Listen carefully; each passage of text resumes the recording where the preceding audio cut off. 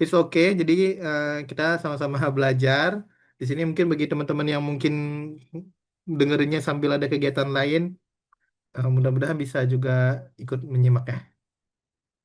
Sebelum sebelumnya saya perkenalkan diri dulu. Saya Fadli Alwi, salah satu award LPDP tahun 2023 untuk program spesialis prostodoncia, dan saya adalah seorang dokter gigi ya. Jadi lulusan Syahkuala University. Dan saat ini saya berdomisili di Tokyo. Tepatnya saya saat ini adalah tahun kedua dari mahasiswa PhD di Tokyo Medical and Dental University, tepatnya di Dental Public Health Science, eh, Dental Public Health Department. Oke, sekilas beberapa 5 tahun terakhir, saya juga memiliki beberapa penghargaan. Yang terakhir adalah ikut dalam program. Ya, di tahun 2023 saya mengikuti program Upcasme, dan saya juga salah satu purna Nusantara Sehat. Mungkin dari teman-teman ada yang pernah ikut Nusantara Sehat. Nah, di tahun 2023 saya kebetulan dapat menjadi award di LPDP, tapi di tahun kedepannya saya uh, mendapatkan beasiswa lain yaitu Max Scholarship untuk program doktoral, dan akhirnya sebenarnya program Max inilah yang saya ambil sampai sekarang. Nah, pada tahun 2005 kebetulan saya membuat suatu jurnal dan jurnalnya juga mendapatkan penghargaan. Oke, sebenarnya kita langsung to the point aja. Mungkin bagi teman-teman yang belum tahu, sebenarnya apa sih LPDP gitu ya, dan apa sih yang harus dipersiapkan dalam beasiswa LPDP.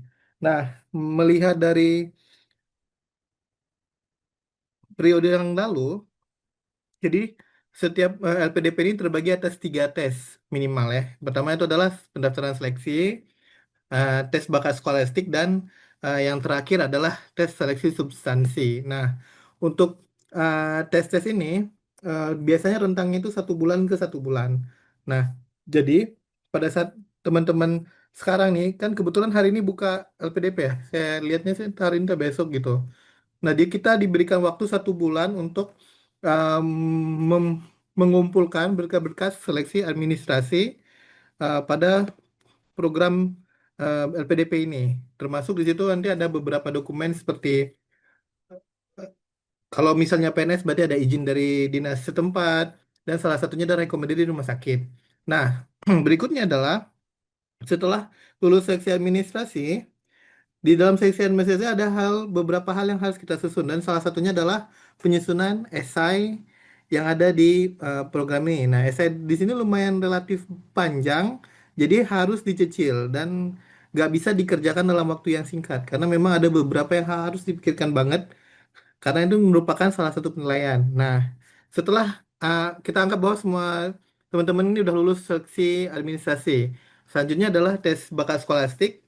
Di dalam tes ini adalah kita ditanya untuk beberapa soal-soal seperti aritmatika, verbal, dan lain-lain. Nah, setelah lulus dari tahap tersebut, melewati passing grade, adalah tes seleksi substansi. Nah, tes seleksi substansi ini biasanya rentang waktunya sekitar 2 sampai 3 bulan, dan dia lumayan challenging ya, karena disinilah esai kita akan diuji. Oke. Jadi sebenarnya kalau ada yang tanya kapan kita harus memulai membuat esai, sebenarnya kebanyakan sih orang waktu ikut pendaftaran dari situ baru buat. Sebenarnya waktu itu hampir nggak cukup untuk mengeksplor apa sih sebenarnya yang bisa kita isi di dalam esai tersebut. Nah, tapi karena memang teman-teman sekarang memang ada waktu 1 bulan, nanti bisa dimanfaatkan untuk dicicil sebenarnya apa sih yang mau ditulis di dalam esainya. Oke ya. Sebelum kita mulai, eh, mungkin bagi teman-teman yang belum punya akun LPDP, ada beberapa isian-isian yang harus kita isi sebelum kita atau yang kita isi untuk menyelesaikan seksi pendaftaran yang tahap pertama. Nah, yang pertama adalah informasi data keluarga, data diri. Nah, di sini di bagian ini adalah kita harus mengisi tentang kekuatan, kelebihan, kelemahan dan kekurangan, pengalaman yang membanggakan, hal terakhir yang diajarkan pada diri sendiri, kesalahan yang pernah dilakukan, tugas di luar seharusnya, dan satu lagi hal yang harus satu hal pembeda dari peserta yang lain atau calon penerima beasiswa lainnya. Selain itu juga kita mengisi beberapa informasi seperti CV lainnya, dan yang terakhir adalah penulisan esai. Jadi sebenarnya antara poin 1 dan poin 2 itu Kalau menurut saya sama pentingnya karena dua-duanya itu bakalan ditanya ditanya eh, oleh beberapa orang yang berbeda. Karena nanti saat tes substansi itu ada 3 orang. Satu orang tuh akan fokus kepada pertanyaan yang berkaitan dengan ini, dengan riwayat keluarga, dengan informasi data diri, kelebihan dan kekurangan, yang sifatnya lebih ke psikiatris atau semacam psikolog lah. Dan satu lagi adalah yang esai ditanya oleh orang yang berbeda. Nah, di sini biasanya dalam tes substansi itu ada 3 orang. Yang pertama itu ada yang dari Kementerian Kesehatan atau dari Kementerian Keuangan, LPDP, satu dari dokter atau dokter gigi spesialis yang mengampu bisa linear atau tidak linear dengan jurusan yang teman-teman ambil atau spesialis yang teman-teman ambil. Nah, dan salah satunya lagi bisa random. Oke ya. Sebelum kita melanjut ke apa aja yang harus kita tulis, inilah gambaran-gambaran data-data yang harus kita isi seperti informasi data diri dan informasi keluarga. Nah, saya rasa ini nggak terlalu ribet banget, cuman kebanyakan orang ada yang bingung untuk cara mengisi IPK dan IPK gabungan. Nah, IPK gabungan ini adalah rumusnya adalah IPK S1 dengan IPK profesi di sorry IPK S1 dikali dengan IPK profesi ditambah dengan IPK profesi dikali dengan SKS-nya profesi dibagi dengan total SKS profesi dan S1. Nah, itu dia. Itu IPK gabungannya. Oke ya, untuk informasi keluarga, tanya tentang bapak, ibu, pasangan jika sudah menikah.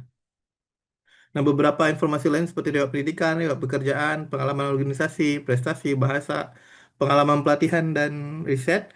Nah, mungkin saya akan jelasin tentang pengalaman dan pelatihan workshop. Bagi teman-teman yang mungkin yang rajin ikut seminar atau mungkin ikut hands-on, itu bisa dituliskan pelatihannya. Dan eh, jika bisa bahwa jika bisa bahwa pelatihannya itu linear dengan spesialis yang diambil, kalau memang ada. Tapi kebanyakan orang juga menulis seluruhnya untuk pelatihan dan workshop yang dia ikuti. Baik itu yang manajerial, non manajerial, yang klinis, non klinis, karena ini termasuk bahan pertimbangan bagi si penyeleksi di bagian pengalaman dan pelatihan workshop. Tapi jika memang teman-teman sudah fokus dengan satu jurusan spesialis, itu mungkin menurut saya bakal lebih bagus karena intentionnya udah jelas mau ngambil jurusan spesialis apa nanti ketika lulus LPDP. Nah, untuk riset, mungkin teman-teman ada yang mungkin udah ada backgroundnya researcher dulu sebelumnya atau eh, mau menjadi asisten dosen atau mungkin udah punya publikasi ilmiah, itu bisa dituliskan di sini. Nah, apabila nggak ada, bisa menuliskan skripsi S1-nya. Nah, dituliskan tahun skripsi, tahun pembuatan skripsinya, judul risetnya dan sumbernya dari mana gitu ya. Atau mungkin yang pernah ikut PKMP, yang penelitian juga bisa ditulis di pengalaman riset. Dan untuk karya ilmiah, kebanyakan mungkin teman-teman yang mungkin nggak into sebagai klinisi, yang nggak into sebagai researcher, bisa menuliskan jurnal, bukan jurnal, skripsinya di sini dan ETD-nya di bagian tautan publikasi. Oke ya, ini beberapa menti saya dulu waktu program LPDP di 2 tahun yang lalu, ya 2 tahun yang lalu kurang lebih, dan mereka semua sudah kuliah dan menjadi award di LPDP. Nah, sebelum saya lanjut, mungkin ada teman-teman biar komunikasinya dua arah. Kira-kira apa yang membedakan antara keempat orang ini? Kalau memang ini silakan aktifkan mic-nya. Kira-kira kenapa saya posting hal ini? Nah, sebenarnya banyak teman-teman ya ikut bimbingan, mereka selalu bingung untuk bagaimana sih cara ngurutin urutan universitas yang akan mereka ambil. Nah, kadang-kadang kalau misalnya kita ngambil beasiswa luar negeri, it's okay untuk nulis bahwa oh misalnya nih antara Universitas Harvard peringkat 1 karena dia lebih tinggi gitu, atau misalnya dia ngambil Princeton atau dia ngambil Ivy League beberapa itu sangat masuk akal. Tapi kadang-kadang kita karena di Indonesia ini kan kita nggak tahu siapa pengujinya nih. Jadi kebanyakan mereka tuh ngurutinnya dengan alasan tertentu. Bukan dengan alasan karena oh ini rankingnya lebih tinggi dibandingkan universitas satunya lagi gitu. Ya, nangkap ya. Walaupun mungkin kadang-kadang semuanya di sini dominan milihnya UI semua nomor satu, tapi bukan berarti UI itu lebih baik gitu. Karena bisa jadi alasannya itu adalah misalnya karena oh saya dulu alumni dari kampus tersebut, jadi saya kepengen melanjutkannya. Oh, karena kampus tersebut dekat dengan rumah saya. Nah, atau misalnya oh karena ada program khusus, misalnya program atau klinik tertentu atau misalnya departemen tertentu yang cuma ada di universitas tersebut sehingga saya ngambil universitas tersebut. Nah, informasi-informasi itulah yang kita nanti tuliskan di esai dan akan kita eh, jelaskan nanti di tes substansi. Kurang lebih seperti itu ya. Oke, untuk pembuatan esai, sebenarnya pembuatan esai itu kalau menurut pengalaman saya dan beberapa menti, esai itu memang nggak ada yang sempurna ya. Karena setiap orang tuh pengalamannya beda-beda. Jadi ada yang PNS, mungkin ada yang dia militer, atau dia mungkin ada juga teman-teman yang dari NS, atau dia memang kerjanya swasta. Jadi setiap orang tuh kan pengalamannya beda-beda. Jadi jangan anggap bahwa pengalaman kita tuh nggak lebih baik dari orang lain.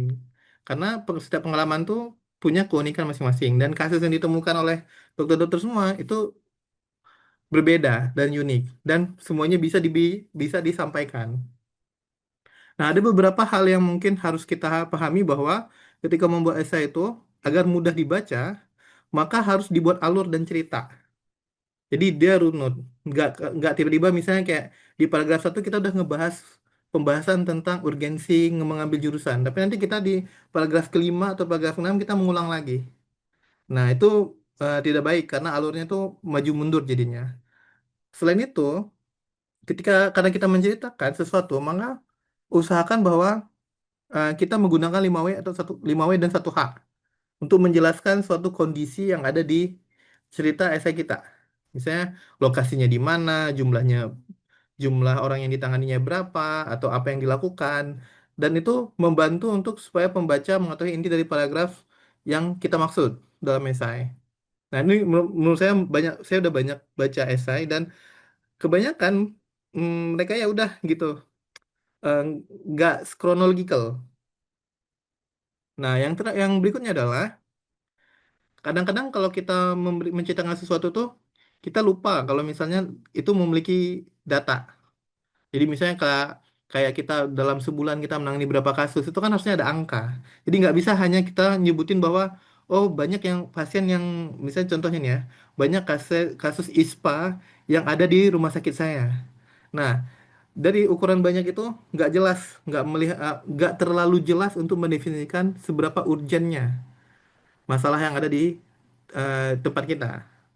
Sehingga jika teman-teman bekerja nanti di instansi atau di rumah sakit atau di klinik, maka harus melakukan collecting data untuk biasanya. Ini akan seperti misalnya jumlah pasien, jumlah penyakit yang ditangani, atau baik di rumah sakit atau di puskesmas untuk meningkatkan bahwa sebenarnya kasus itu penting dan kamu mengambil spesialis itu urgensinya penting. Itu ya. Itu tips ya. Dan memang harus dibikin sih sebenarnya.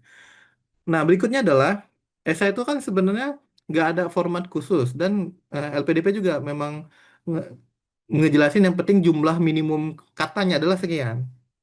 Nah, jadi untuk pembuatan esai setidaknya teman-teman harus bikin 3 atau 4 bagian sehingga inti dari paragraf tersebut bisa dibaca. Dan kadang mungkin ada beberapa yang buat subjudul, ada beberapa yang nggak buat subjudul. Tapi subjudul tuh bisa membantu pembaca untuk mengetahui, oh berarti ini section ini adalah membahas tentang alasan mengambil spesialis, atau section ini membahas tentang informasi diri, atau misalnya tentang kontribusi. Jadi itu lebih memudahkan si pembacanya dan pengujinya. Dalam hal ini pembacanya adalah penguji ya. Oke, berikutnya adalah luangkan waktu untuk mengenal dirimu. Kebanyakan karena saya juga banyak membantu teman-teman untuk mentoring khususnya tes substansi, kebanyakan tuh banyak yang template. Jadi saya nggak tahu ya, uh, misalnya kalau dia PNS, yang diceritain nggak jauh-jauh dari dia lulus PNS, misalnya atau beberapa hal yang template lainnya lah seperti ini. Sebenarnya nggak ada masalah dengan menciptakan kebanggaannya. Tapi yang di sini adalah yang paling penting adalah prosesnya, bukan ke tujuan hasilnya. Jadi luangkan waktu untuk sebenarnya saya mau ngasih apa di konten esai saya. Oke ya. Nah, setelah membuat esai, langkah baiknya adalah biarkan orang lain untuk menilai esaimu. Baik itu temanmu, atau awardi, atau mungkin orang lain yang tidak ada hubungannya. Karena dia akan mengeksplor hal-hal yang mungkin kamu lupain. Nah, karena kan nanti pengujinya tuh ada orang yang non-medical juga. Jadi lebih tepatnya dibaca oleh awardi, dibaca oleh orang yang tidak berhubungan dengan kamu. Semakin banyak orang yang membaca, maka akan semakin banyak hal-hal yang bisa kamu tambahkan nanti di esai kamu. Makanya kita membutuhkan waktu yang lumayan banyak. Beberapa teman-teman mungkin sekarang ada yang gunain esai aja deh, karena eh, panjang. Habis itu esai mungkin membantu. Dan saya juga ada beberapa memang menti saya juga pakai esai. Tapi sebenarnya yang di sini adalah kalau kita menggunakan esai akan terlihat sekali bahasanya itu template banget. Nah, kalau bisa memang boleh menggunakan bantuan esai untuk membuat dia lebih ini.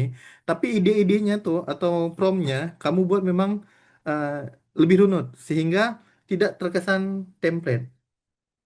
Makanya luangkan waktu untuk membuat esai sehingga esainya tuh nggak terlihat seperti buru-buru terlihat atau asal jadi. Nah, berikutnya adalah saat sudah menyelesaikan esai, kadang-kadang kita merasa bahwa esai teman kita lebih bagus atau esai yang orang lain lebih bagus itu esai saya biasa-biasa aja gitu. Nah, ini sebenarnya semua audi yang udah jadi audi pun sekarang juga merasa esainya nggak terlalu bagus-bagus banget kok, biasa aja gitu ya. Nah, dari sini sebenarnya kita harus menghargai bahwa kamu tuh udah kerja keras dan sebenarnya yang penting prosesnya itu udah bener, poin-poinnya udah tersampaikan sehingga kamu juga puas dan kamu bangga saat menceritakan esai kamu nanti di tes substansi. Oke, kita lanjut ke pembahasan berikutnya adalah salah satu pengisian formulir eh, selain esai adalah menulis tentang kekuatan dan kelebihan yang dimiliki. Nah, untuk kekuatan dan kelebihan yang dimiliki, setidaknya adalah menggunakan 5W1H pada setiap kolom-kolom yang ada di eh, kekuatan dan kelebihan. Nah, kebanyakan orang hanya menulis kelebihan dan kekurangan itu misalnya kayak, oh saya orangnya pribadi yang rajin, saya orang yang teratur, saya orang yang disiplin, hanya sekedar itu doang. Jadi kita nggak tahu tuh, misalnya dia cuma klaim sepihak doang. Nah, untuk menulis, uh, untuk kita menulis kekuatan dan kelebihan, sebaiknya adalah menulis kronologi kejadiannya, kenapa saya seperti itu karakternya. Nah, ini kita ambil salah satu contoh ya. Eh, Salah satu contoh awardee, memiliki kemauan untuk belajar hal yang baru. Pada saat diterima pegawai PNS, berarti itu udah kejadiannya ya. Saya mendapatkan tugas tambahan sebagai dokter gigi umum yang bekerja di unit Kesmik. Dan di unit Kesmi adalah rumah sakit yang mengatur terkait jaminan kesehatan. Nah, jadi di sini dia menceritakan bahwa kronologinya, mengapa, dan yang paling penting adalah dari kelebihan dia, apa yang bisa dia dapatkan. Seperti misalnya, akhirnya saya diberikan tanggung jawab sebagai verifikator internal lewat jalan.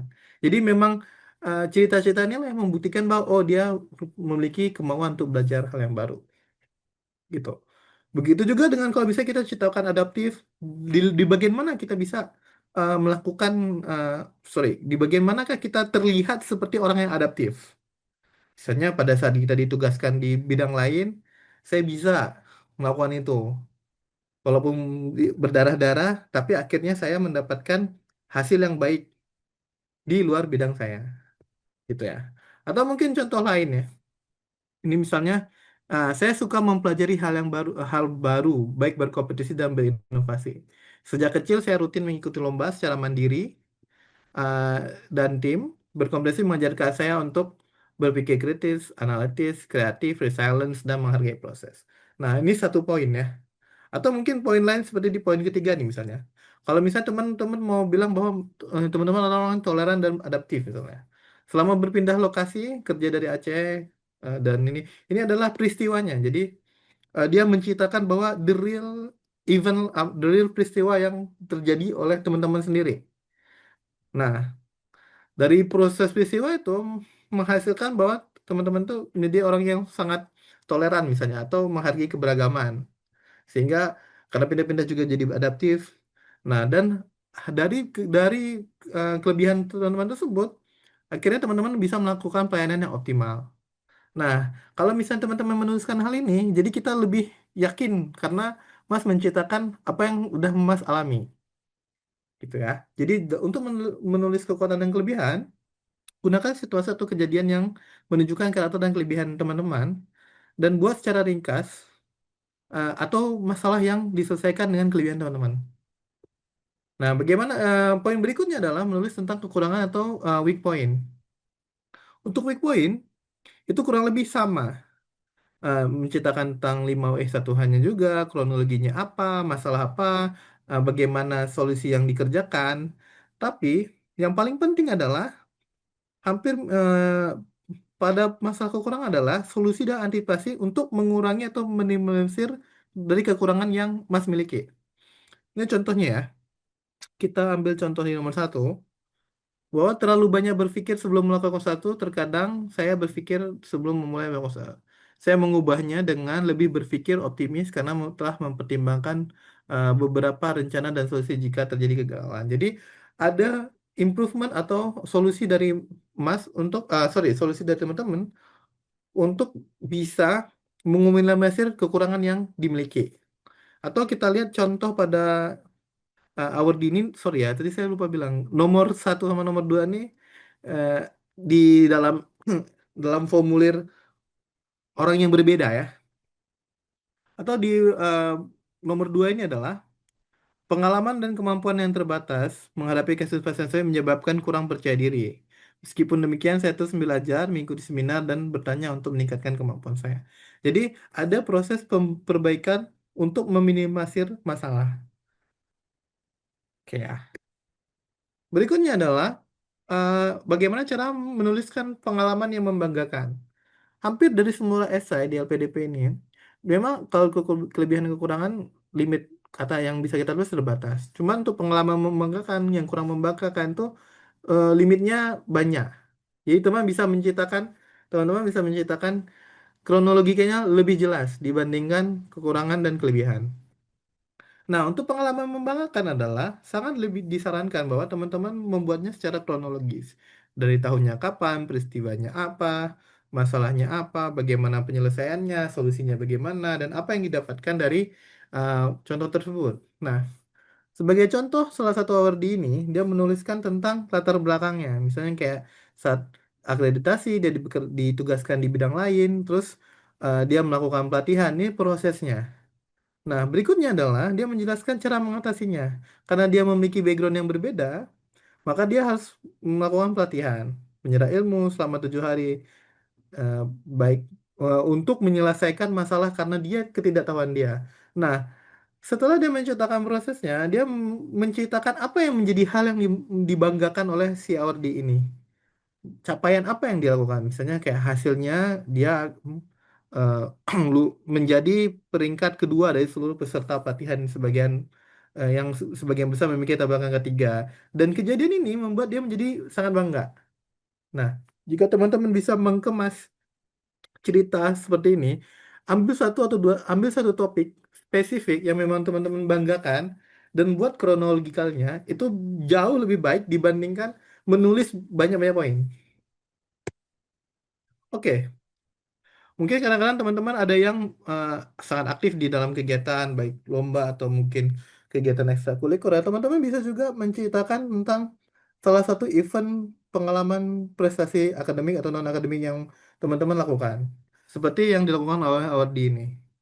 Nah, Awardi ini sangat jelas, dia menjelaskan bahwa kronologikalnya dia ngapain, programnya ngapain, cara dia untuk merasakan program ini bagaimana, dan hal yang dia banggakan adalah misalnya dia menjadi eh, salah satu penerima PKM. Nah, dia juga menceritakan tentang apa yang sih yang dia dapatkan dari program tersebut dan hasilnya. Teman-teman kalau misalnya mungkin punya kegiatan itu bisa secara detail menjelaskan tentang eh, apa sih yang poin yang menjadi kebanggaan dalam cerita cerita teman-teman. Nah, dan yang terakhir bisa ditutup dengan apa yang akan dilakukan ke depan. Gitu ya. Maksudnya apa yang next targetnya apa gitu. Sehingga menjadi suatu cerita, satu poin yang bisa menunjukkan pengalaman yang eh, bisa dibanggakan. Atau setidaknya kita mengetahui bahwa teman-teman memiliki improvement atau mengubah suatu lingkungan atau memiliki impact kepada beberapa orang, kepada orang-orang di sekitar. Ya, berikutnya adalah pengalaman yang kurang membanggakan. Ini hampir sama dengan pengalaman yang membanggakan, tapi di dalam pengalaman yang kurang membanggakan itu dimulai dengan kondisi dan masalah yang dialami, serta efeknya. Kenapa hal tersebut menjadi kurang membanggakan? Saya pada cerita di sini adalah dia membanggakan hal yang kurang membanggakan adalah menunda menyelesaikan studi S1 dan karena dia menunda studi itu harusnya dia tidak tidak bisa menyelesaikan dengan tepat waktu dan dia harus off di kuliahnya. Nah, dalam menuliskan pengalaman kurang membanggakan, yang paling penting adalah melakukan penanggulangan untuk menyelesaikan masalahnya. Jadi, ketika kita punya pengalaman yang kurang baik, bagaimana cara menyelesaikan masalah tersebut? Itu jauh lebih penting. Karena mereka akan menilai, oh berarti pribadi tersebut ini adalah yang sifatnya memiliki self improvement. Ada beberapa pengalaman kurang membanggakan lainnya eh, bisa ditambahkan gitu ya. Misalnya kayak alasannya tidak membanggakan karena harusnya misalnya lulus tepat waktu jadi tidak tepat waktu. Tapi disertai dengan apa yang upaya yang untuk menyelesaikan masalah tersebut. Oke. Ini salah satu yang lain, pengalaman yang kurang membanggakan. Di sini dia menceritakan bahwa dia tidak sudah beberapa kali ikut tes kuliah kedokteran gigi tapi tidak lulus. Tapi dia menceritakan prosesnya bagaimana sehingga akhirnya dia bisa lulus. Pada di sini dia menceritakan secara detail bahwa hingga pada akhirnya percobaan keenam dia diterima di Fakultas Kedokteran Unsud yang dan dia menjelaskan bahwa karena dia memikir karena memang dia sangat kepengen banget kuliah di kedokteran gigi, dia berlatih keras, berusaha memberikan hasil yang terbaik sehingga dia mendapatkan beasiswa pada saat masa kuliah dan dan itu menjadi istilahnya walaupun cerita ini kurang membanggakan tapi dia berhasil bangkit dan menjadi pribadi yang membanggakan. Ya. Next adalah eh, dalam pengisian esai yaitu hal terakhir yang diajarkan pada diri sendiri. Nah, untuk hal yang diajarkan pada diri sendiri, ada beberapa memang awarding yang menulisnya berdasarkan pengalaman yang kurang membanggakan. Tapi ada juga yang memang dia menulisnya berbeda, di luar dari konteks ini. Tapi yang menjadi catatan adalah dalam membangun narasi cerita, itu kita harus membangun, fokuskan pada pembelajaran dan harapan yang dilakukan selanjutnya. Nah, di sini dia menceritakan bahwa walaupun memang beberapa hal dalam pengalaman membanggakan itu terjadi, tapi dia tetap bangkit dan dia tidak menyesal karena dia mendapatkan pelajaran dari proses menunda uh, kuliahnya yang tadi. Kalau yang dicerita yang pertama. Nah, atau mungkin yang di audio ini dia menceritakan tentang menemukan mengatasi tantangannya agar tantangan dan mendapatkan peran yang lain dengan melakukan beberapa strategi-strategi sehingga dia percaya bahwa saya dapat tetap efektif dan produktif dalam kedua peran tersebut, profesional sebagai profesional kesehatan dan individu yang peduli dengan keluarga dan lingkungan sosial. Ya. Untuk tugas di luar ruang lingkup yang lain, ini yang diisikan adalah tugasnya selain merawat pasien. Jadi kalau misalnya teman-teman, karena kita sebagai klinisi, berarti yang diceritakan adalah tugas-tugas yang memang tidak ada hubungannya. Salah satunya adalah tugas manajerial. Nah, teman-teman bisa menceritakan dalam bentuk poin. Misalnya kayak saya selama di rumah sakit ditugaskan sebagai verifikator, menjadi sekretaris K3, atau bisa di list-list. Dan yang paling penting adalah tugas-tugas ini harus dijelaskan job desk-nya secara baik itu secara rinci ataupun uh, memuat tentang job desk apa sih yang dikerjakan gitu. Sehingga orang juga tahu, bukan cuma hanya tahu bahwa tugasnya apa namanya. Jadi rincian-rinciannya harus diisi. Atau Mas juga teman-teman juga bisa mungkin menulis secara cerita. Intinya adalah tugas itu harus disertai dengan rincian-rincian tugas yang dilakukan. Oke. Nah, yang terakhir adalah sebelum pembuatan esai, dalam formulir akan ditanya tentang apa sih yang membedakan peserta kamu dengan peserta yang lainnya. Nah, yang paling penting adalah walaupun judulnya pembeda peserta yang lainnya, tapi poinnya adalah kita tidak mendiskreditkan atau mention orang lain di tulisan kita. Jadi kita hanya fokus pada diri sendiri dan perubahan atau pengabdian atau dampak yang bisa kita lakukan. Contohnya seperti yang nomor satu, dia menjelaskan bahwa setiap peserta PDP memiliki satu hal yang baik yang membedakan saya, adapun hal yang membedakan dia adalah dengan peserta lain adalah ingin terus bertumbuh dan menjadi pribadi yang lebih baik dan bermanfaat bagi masyarakat. Tentu saya lebih terbuka. Jadi dia tidak sama sekali membahas tentang orang lain. Jadi dia lebih fokus tentang bagaimana dia mengimprove diri sendiri dan menjadi pribadi yang lebih baik. Dan hampir semua yang memang teman-teman awardee semua kayaknya lebih dominannya untuk lebih fokus tentang apa goals yang ingin mereka dapatkan dibandingkan untuk meng-compare dengan peserta yang lain. Jadi kalau misalnya teman-teman juga punya kelebihan, bisa mention di sini, tapi tanpa harus mention orang lain. Ya. Kita lanjut ke berikutnya adalah bagaimana sih cara membuat esai. Nah, untuk paragraf pertama dan kedua, saya udah lupa nih.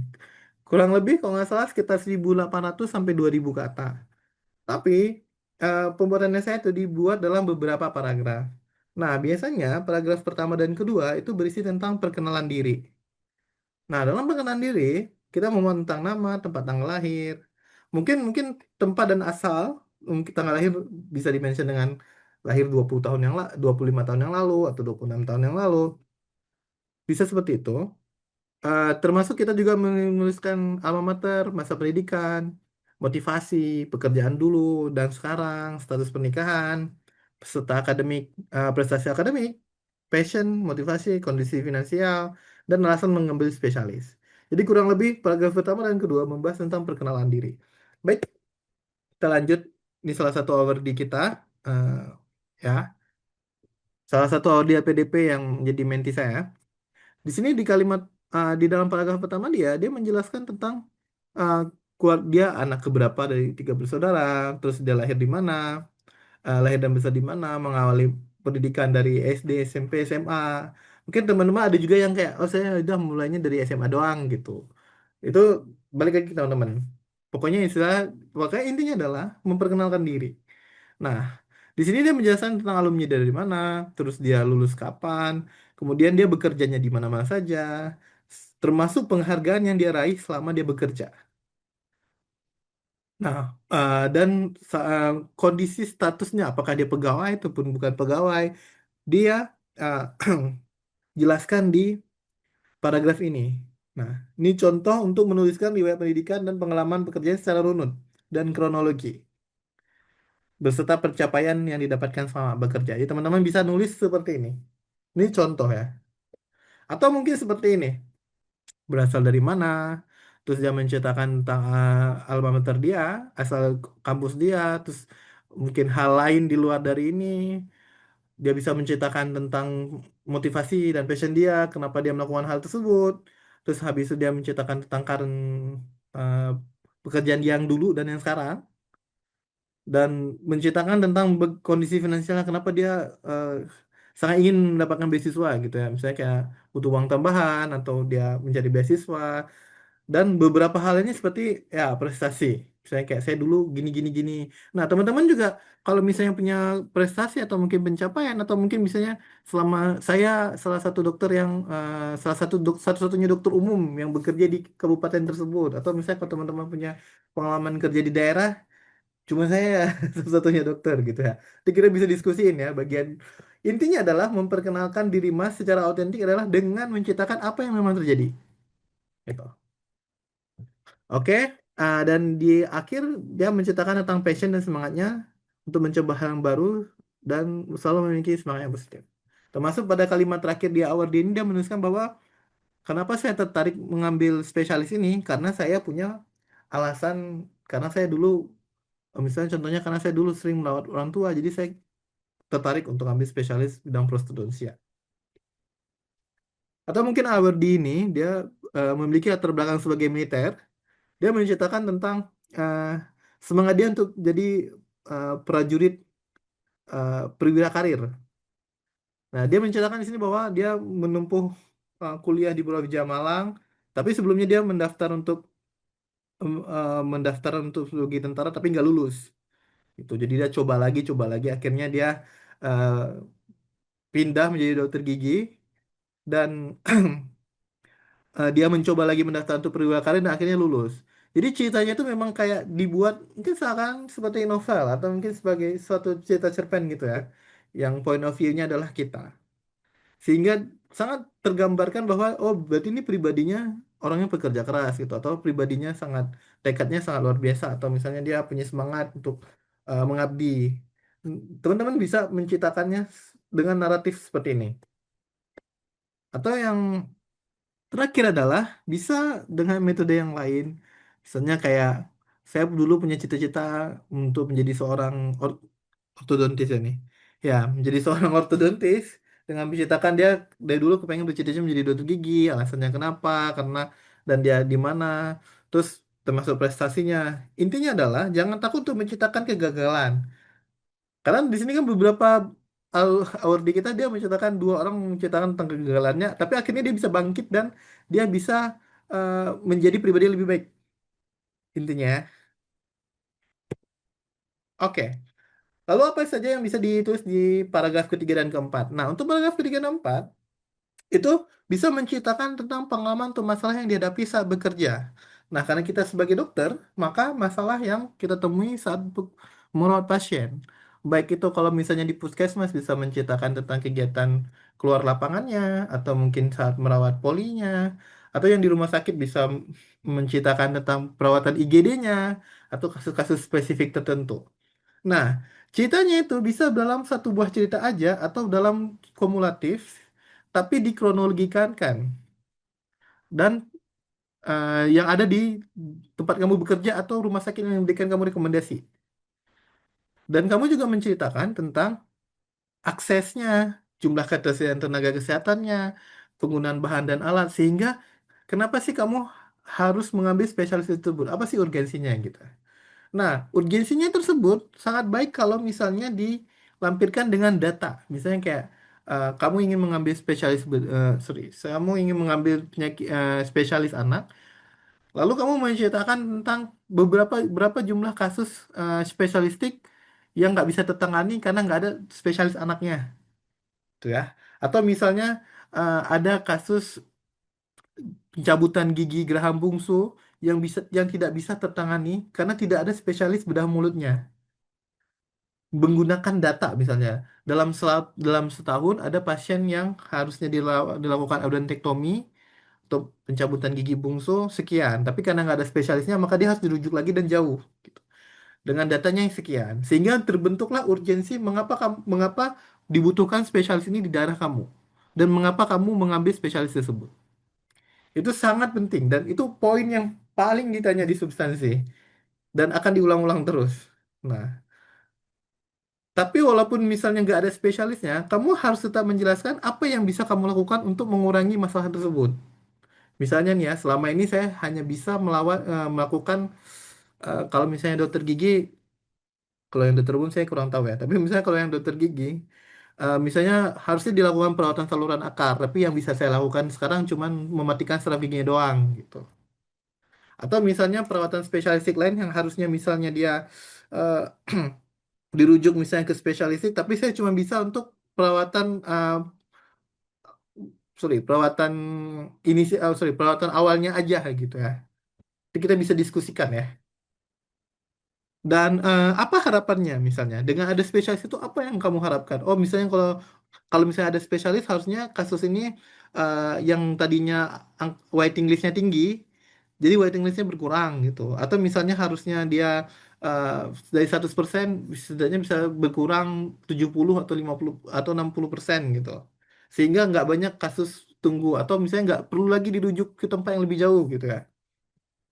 Dan kaitkan tersuka dari semua poin-poin proses adalah kaitkan kasus tersebut dengan spesialis yang kamu ambil dan isi gap tersebut. Jika ada saya di sini sebagai spesialis, maka masalah-masalah tersebut setidaknya bisa diminimalisir. Ya, kita kita studi kasus.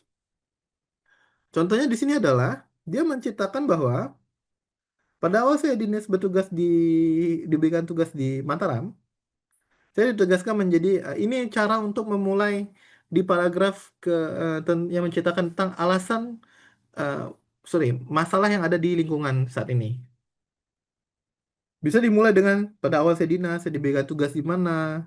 Nah, hal ini tidak saya anggap beban. Atau misalnya setelah menyelesaikan studi, saya memiliki keinginan besar untuk memperhatikan. Kalau misalnya dia yang undergraduate, sorry, yang dia fresh graduate. Atau misalnya dia bisa menjelaskan tentang setelah menyelesaikan komputer, saya atau setelah saya lulus di PNS, saya bekerja di mana gitu ya.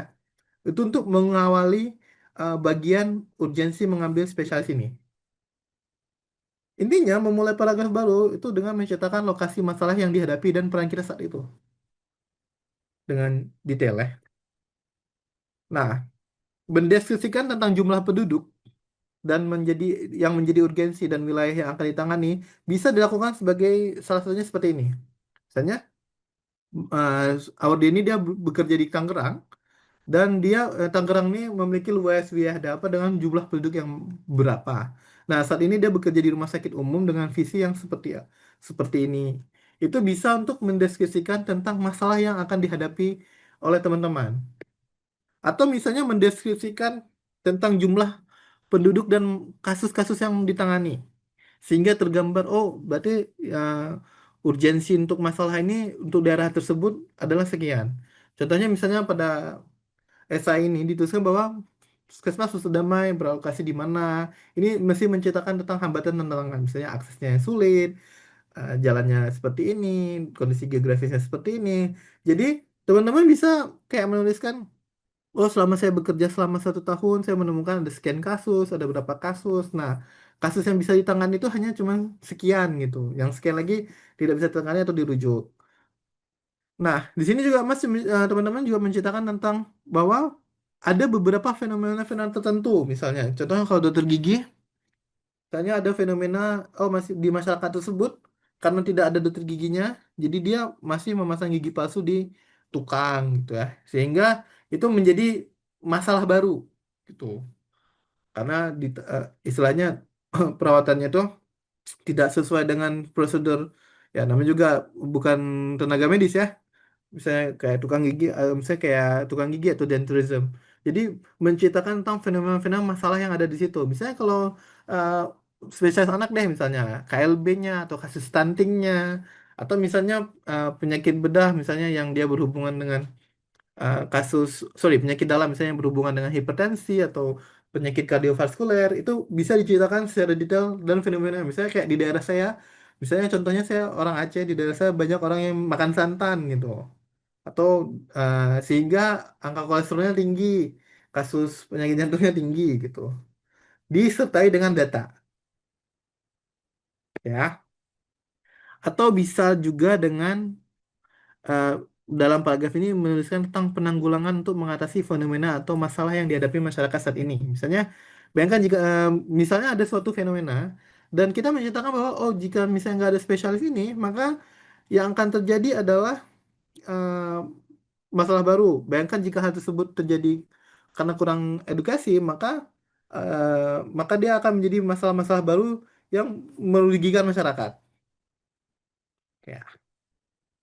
Atau penanggulangan untuk mengatasi fenomena masalah yang dihadapi masyarakatnya. Misalnya, selama saya bekerja karena saya GP, saya nggak bisa mengerjakan kasus tersebut. Tapi saya hanya bisa menyelesaikan beberapa masalah dengan cara ya udah karena memang kompetensi kita cuman sekedar eh, sekedar sorry, karena kompetensi kita belum mampu untuk mengerjakan masalah spesialistik, maka yang bisa kita lakukan hanya cuman DHE doang, atau cuma bisa screening doang, atau cuma bisa ngerujuk doang. Itu bisa menjadi base untuk bagaimana Mas tetap aktif untuk bisa menyelesaikan masalah atau kasus di lapangan, tapi dengan harapan bahwa kalau misalnya saya jadi spesialistik, saya bakalan bisa menyelesaikan masalah itu jauh lebih bagus, jauh lebih baik. Kurang lebih seperti itu ya. Nah, beberapa beberapa awardee juga menuliskan beberapa data-data misal secara general ke target sasaran. Yang paling penting adalah tidak hanya menulis data dari Riskesdas doang atau SKI doang. Jadi kita juga harus menuliskan data yang menunjukkan di mana kita akan bekerja nanti atau ditempatkan atau rumah sakit yang memiliki kondisi kita. Saya kalau misalnya saya rupanya akan mengambil bekerja di rumah sakit di daerah Jakarta Utara, saya akan membicarakan tentang masalah yang akan saya hadapi di Jakarta Utara. Soalnya kan kebanyakan teman-teman yang membuat essay kesalahannya hanya mentok di secara umum. Jadi secara umum di Indonesia penyakit hanya sampai di sini doang. Nggak lebih mentelusuri sebenarnya apa yang ada di urgensi yang ada di lingkungannya gitu. Disertai dengan masalah-masalah yang terkait dengan birokrasi atau mungkin masalah di dinas kesehatannya atau pemerintahnya tentang fenomena yang harusnya sebenarnya itu bisa diselesaikan. Jadi ingat datanya nggak cuman hanya general doang. Atau ada beberapa penulisan lain dari fenomena itu dia hanya fokus ke target spesifik. Misalnya contohnya kalau dia karena dia seorang tentara, maka dia ingin melakukan pemeriksaan kesehatan pada prajurit TNI Angkatan Laut dan PNS rutin yang mengalami kasus gingivitis. Karena dia menceritakan bahwa kebutuhan organisasi TNI Angkatan Laut dalam spesies dasar itu belum memenuhi standar di seluruh daerah, khususnya di Nusa Tenggara Barat. Jadi dia hanya mau fokus. Misalnya kalau misalnya teman-teman mau mengambil spesialis anak, saya mau memfokuskan pada kasus anak yang disabilitas misalnya. Misalnya disabilitas yang khusus, bahkan bisa jadi yang lebih spesifik. Disabilitas yang uh, hanya untuk sebagai mengatasi masalah terapi bicara atau misalnya disabilitas yang ya anak berkebutuhan khusus lainnya lah. Itu bisa dituliskan sebagai fokus ke target yang spesifik. Nah, karena sudah menceritakan tentang data, urgensi dan lain-lainnya, akhirnya gap yang tadinya harusnya kosong bisa terisi kalau misalnya jadi spesialis. Kalau misalnya kita mendapatkan improvement dan menjadi spesialis, oke? Nah, gap inilah yang menjadi urgensi kenapa kita harus melanjutkan program spesialis. Seperti di sini, dia menceritakan bahwa dengan adanya spesialis, dia yang sebelumnya hanya dua poli, kasus tersebut bisa terselesaikan kalau misalnya ada spesialis yang baru datang, kasus-kasus yang tidak tertangani atau yang dirujuk bisa dikerjakan. Ya. Atau dia mengisi gap-gap spesialis, misalnya di daerah tersebut belum ada spesialis bidang itu, dan dia harus dirujuk ke tempat yang jauh, seperti yang tadi saya jelasin ya. Dengan kehadiran dia, misalnya contohnya ya, misalnya kalau teman-teman berasal yang dari daerah banget, maka dari jumlahnya hanya 5 bisa jadi 6 gitu ya. Itu salah satu contohnya. Tapi mungkin ada diskusi-diskusi lain nanti kalau misalnya teman-teman berasal dari kota yang mungkin ada beberapa spesialisnya, itu cara penulisannya lain. Jadi lebih ke target apa sih bagian yang belum tertangani atau bisa jadi waiting listnya nih. Kadang-kadang ada spesialisnya tapi waiting listnya sangat banyak. Jadi misalnya satu dokter spesialis menangani 100 pasien satu hari. Tapi dengan adanya dua spesialis yang sama, sehingga bisa diselesaikan jadi 50-50. Jadi bebannya itu jadi lebih berkurang. Gitu ya. Oke, di paragraf berikutnya adalah alasan memilih spesialis. Nah, alasan memilih spesialis sebenarnya simpel banget ya. Jadi dia menjelaskan tentang gap antara GP dan spesialis. Misalnya kayak, oh kalau misalnya GP hanya bisa mengerjakan kasus seperti ini, tapi kalau spesialis bisa mengerjakan kasus seperti ini gitu ya. Kalau untuk di dokter gigi itu sangat jelas. Maksudnya kayak, tapi kalau mungkin dokter umum, ada beberapa mungkin yang saya eh, mungkin bingung ya, tapi setidaknya kita menjelaskan tentang perbedaan kompetensi antara GP dan spesialis. Nah, berikutnya adalah kita menjelaskan tentang kamu mau melanjutkan studi di mana, ilmu apa aja yang yang dipelajari dalam program spesialis tersebut, silabusnya bagaimana, program unggulannya apa, akreditasi jurusannya, kalau memang dia dipublish, dan rencana penelitian akhirnya. Misalnya kayak, contohnya misalnya saya mau mengambil program bedah mulut. Nah, nanti rencananya saya penelitian akhirnya berhubungan dengan anggapnya misalnya tentang bibir sumbing atau cleft palate atau apapun itu yang akan menjadi penelitian akhir saya gitu. Nah, dalam paragraf ini juga kita menjelaskan tentang saya ingin menyelesaikannya dalam tepat waktu sekian tahun gitu ya, atau beberapa semester. Contohnya adalah seperti ini ya. Untuk membandingkan GP dan spesialis, kita bisa bilang bahwa dalam dokter gigi umum memiliki kompetensi perawatan gigi tiruan yang terbatas dibandingkan spesialis. Jika spesialis perawatan dia bisa mengerjakan kasus protesa maksilofasial, sedangkan dan memasang gitu. Sedangkan dokter gigi umum itu nggak bisa melakukan hal itu. Sehingga saya tertarik atau sangat berkeinginan untuk melanjutkan program studi spesialis. Berikutnya adalah menjelaskan tentang beberapa hal lain seperti misalnya kayak program unggulan, terus dia menceritakan tentang akreditasi universitas yang akan diambil, masa studi yang ingin ditempuh, dan topik penelitian akhir. Intinya adalah, walaupun tidak detail, yang penting ditulis. Ya, termasuk juga masa studi dan program unggulan juga nih ya, di SI award yang lain juga ditulis kurang lebih sama. Dan yang terakhir adalah bisa menjelaskan program unggulan di itu. Jadi sehingga dengan menulis program unggulannya itu bisa membedakan antara kenapa nggak ngambil di Universitas A, kenapa ngambilnya di Universitas B, gitu ya. Karena setiap universitas tuh semuanya bagus, tapi dia punya program unggulan yang berbeda. Jadi dengan kita memahami dengan memahami di mana kita mau ngambil, di situ kita dinilai bahwa oh berarti ini udah siap gitu. Oke. Nah, untuk paragraf terakhir diisi dengan rencana kontribusi dan program. Untuk menulis suatu program atau rencana kontribusi, sebaiknya, walaupun memang nggak ada template-nya, harus memenuhi kriteria SMART, yaitu spesifik program yang ingin dikerjakan, measurable, bagaimana cara mengukur keberhasilannya, kegagalannya, cara mengukur programnya, achievable, bisa dilakukan, relevan, jadi masalahnya itu walau sekarang jadi masalah dan ke depan masih bisa em, masih relevan dengan program yang bisa kita relevan dengan masalah yang bisa dihadapi. Tangible itu nyata. Jadi nggak cuman hanya sekedar oh saya berencana ingin menurunkan angka karies gitu atau misalnya saya ingin saya cuma ingin menurunkan angka yang misalnya dari yang 80% secara nasional jadi 70% nggak bisa. Atau fokusnya adalah hanya menyelesaikan masalah yang ada di lingkungan kita saja. Nah, rencana kontribusi ini bisa dibuat dalam beberapa hal. Misalnya dalam satu program atau bisa dibuat dalam tiga jangka. Misalnya jangka pendeknya seperti ini, jangka menengahnya seperti ini, jangka panjangnya seperti ini. Jadi, dan diakhiri dengan closing statement atau menutup. Jadi ini salah satu contoh dia hanya membahas satu program doang.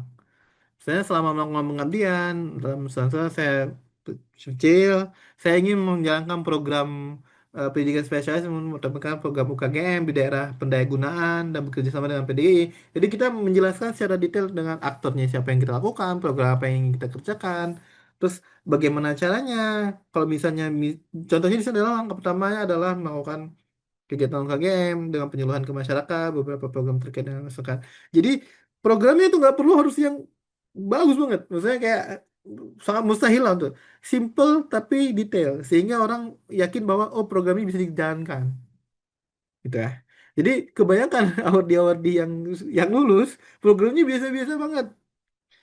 Jadi memberikan edukasi, tapi dia menjelaskannya secara detail. Misalnya kalau dia ingin menjadi edukator, dia mau menjadi edukatornya begini caranya. Misalnya dia melakukan posting di sosial media atau misalnya dia melakukan uh, melakukan penyuluhan di puskesmas. Jadi memang achievable. Kadang-kadang ada yang kayak programnya saya ingin menurunkan angka derajat menurunkan angka hipertensi secara nasional nggak mungkin. Tapi yang bisa dilakukan adalah misalnya saya ingin menurunkan angka kejadian hipertensi di daerah saya itu mungkin dengan cara seperti ini gitu ya.